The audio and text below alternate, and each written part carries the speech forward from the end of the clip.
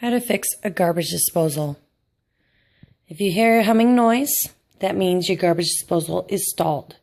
The tools you will need is a flashlight and a really long screwdriver.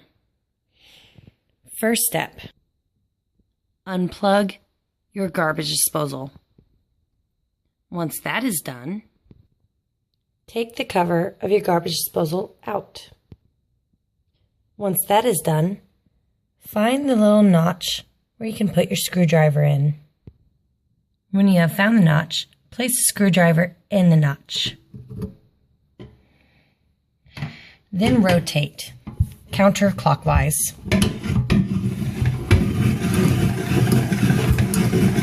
Until completely loosened.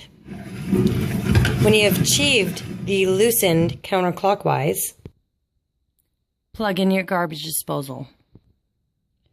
Replace the fitting. Turn your water on and test your garbage disposal.